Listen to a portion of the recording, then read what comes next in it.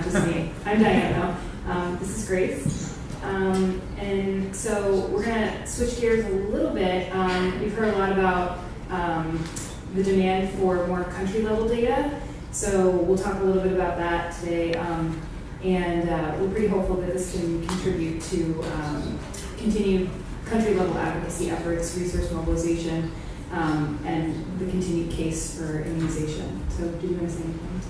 Sure. So we're going to be presenting some preliminary primary data collection efforts to collect data on costs of illness due to vaccine-preventable diseases. So we've been focused on costs of the immunization program.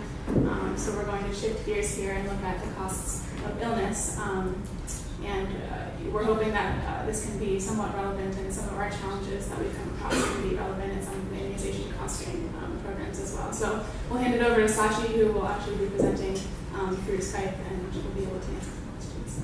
Great, can you hear me? Yeah. Yep, we can hear you. Great, thank you.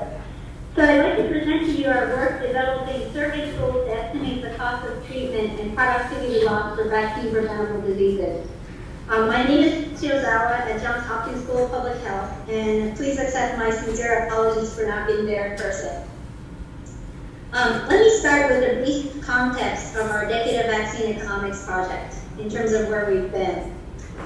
Since 2010, we've developed various modeled estimates of impact of vaccination, including the cost of illness and value of statistical life, disability-adjusted life years averted, cost financing and funding gap, and the return on investment.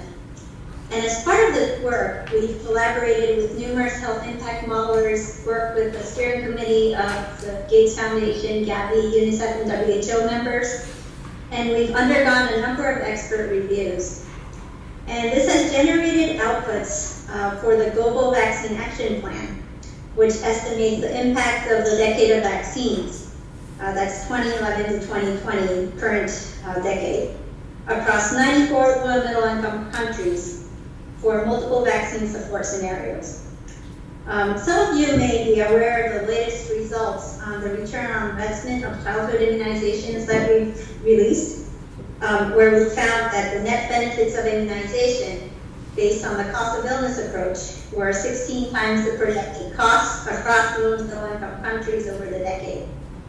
And taking into account the broader economic and social benefits, the return on investment on immunization was 44 times larger than the projected costs. So from all of these years of modeling work, we've increasingly found that it's necessary to collect more primary data. And here are some of the rationales. There were existing gaps in evidence on the broader economic impact of vaccination, especially in low and middle income countries. There are lack of guidelines on best practices for primary data collection of cost of illness for vaccine-preventable diseases in the low and middle income country settings. And there are limited data on private sector cost of illness, out-of-pocket payments, and cost variation.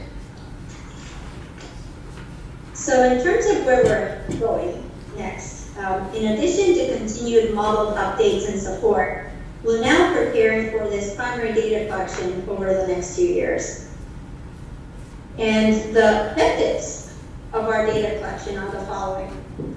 We're trying to estimate the cost of illness and productivity losses for 4 vaccine-preventable diseases. And those are diarrhea, measles, meningitis, and pneumonia. And we like to do this by looking at socioeconomic status and location of care in order to better understand the economic impact of vaccine-preventable diseases. We're also interested in establishing protocol around the cost of illness data collection for vaccine-preventable diseases in low and middle-income countries. Another objective is to gather data to inform immunization policies in the country and beyond, and to demonstrate the full value of vaccination for use in national immunization policies. And we believe this complements the data on the cost of vaccination well, so that you also get the benefits along with the cost of delivering a vaccination program. One of the countries we're considering data collection is in Uganda, and we'll be presenting the rest of the slides on context in Uganda. So Uganda has 111 districts across 4 regions with various levels of care, from hospitals to health, 3 different levels of health centers, clinics, pharmacies, and drugstores. And it's important to note the context that healthcare at public facilities are provided for free and are or at low cost to patients. And pharmacies and drugstores are registered, typically privately owned, and often the first point of contact for patients seeking care. So as part of our project scope, we're looking at collecting this data in Uganda across 4 diseases. That's again diarrhea, measles, meningitis, pneumonia. And in 2 countries, Uganda and 1 other country to be confirmed. For Uganda, we'd like to collect this across the 4 regions, where we've selected a candidate district in each region. And we've already engaged the Ministry of Health about the study and hope to continue discussions to answer relevant questions in the country. We're also interested in examining differences in costs across public, private for-profit, and private not-for-profit facilities, urban and rural settings, and across levels of facilities. And for patients, we'll be approaching adults over the age of 18 whose child under 5 years of age has been diagnosed with one of the 4 diseases.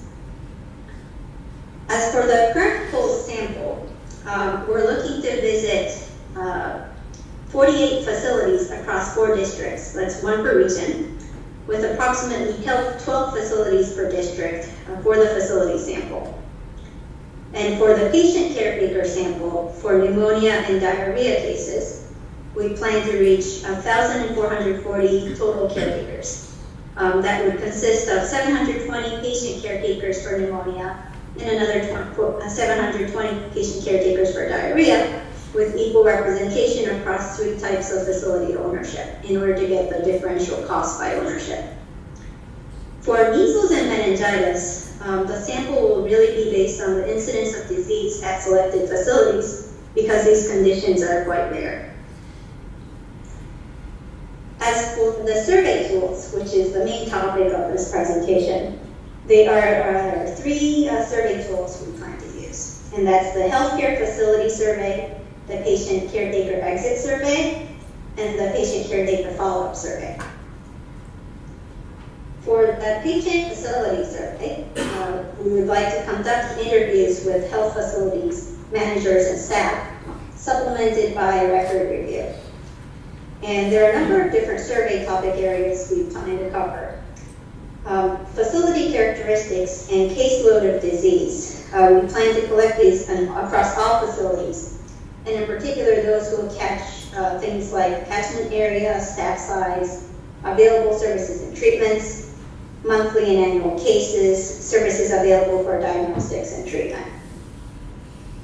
For public and private not-for-profit facilities, we're collecting additional data around facility costs and facility resource valuation in order to capture things like recurring overhead, salaries, capital costs, time spent on care and administration, costs around equipment, rooms, labs, and inventory. And that's really to supplement our data where who are not necessarily paying for all the cost treatment in public and private not-for-profit facilities.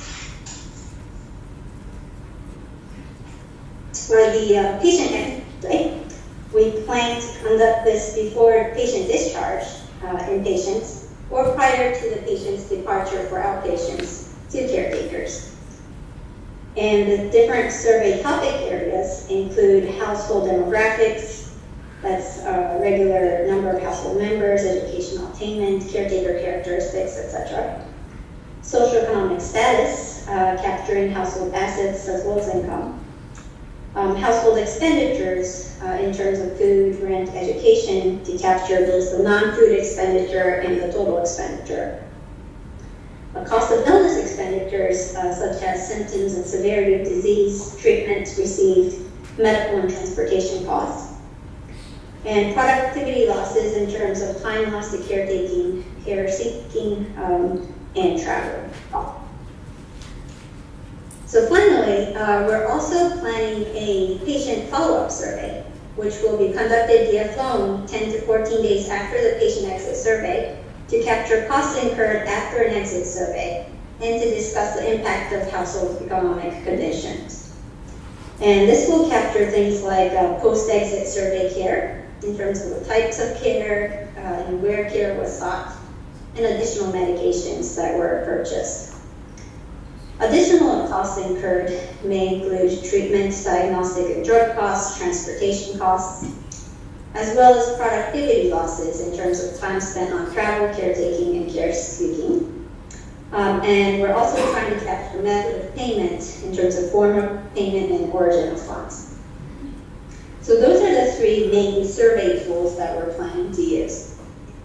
As for the cost data, as noted earlier, patients may be receiving care for free or at subsidized costs at public and private not-for-profit facilities. So therefore, we propose to use treatment utilization data alongside unit cost data to estimate the average cost of treatment for government and not-for-profit facilities. As for methodology to use to develop these cost data, for both the patient exit survey and the facility survey where data is available, we plan to collect costs using a bottom-up approach to estimate average respondent cost per case. But in cases where granular data is unavailable, a top-down approach will have to be used and aggregate costs will be allocated to disease-specific activities. So here are the strengths and limitations of our approach. In terms of strength, we will be developing a protocol for cost of illness data collection for vaccine-preventable diseases, examining the cost of illness from a societal perspective, so it's not just the costs of the patients. Filling a data gap at the country level, especially for lower-level facilities in low and middle-income countries, and we're including drugstores and pharmacies in our scope. Looking at cost differential between public and private facilities. But as for limitation, the study assumes the cost of disease will be similar to that of vaccine-preventable portions of the cost of disease. And we also assume that the cost of treatment will be obtained only from government and private not-for-profit facilities, because the private facilities, we assume, will pass on the treatment costs to the patients. And it will be much harder to obtain cost of treatment from a bottom-up approach in private for-profit facilities.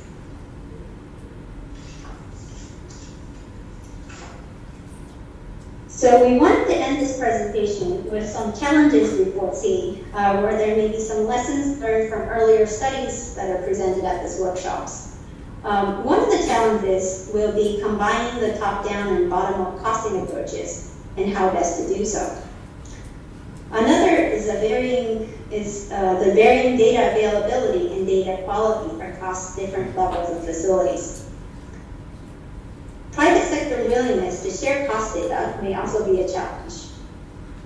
There's also a potential lack of consistent use of a standard case definition across facilities, which could serve as a challenge as well. Finally, cost of rare diseases are harder to obtain as immunization coverage increases. While we want immunization coverage to increase, gathering evidence on the preventative impact of vaccination becomes both more challenging and more needed over time to continue investments in vaccination. So thank you. We want to thank the Bill and Melinda Gates Foundation for support of the project and recognize project contributors, including the Marquette University for Public Health and numerous advisory group members who are participating in the project. Thank you very much for your attention.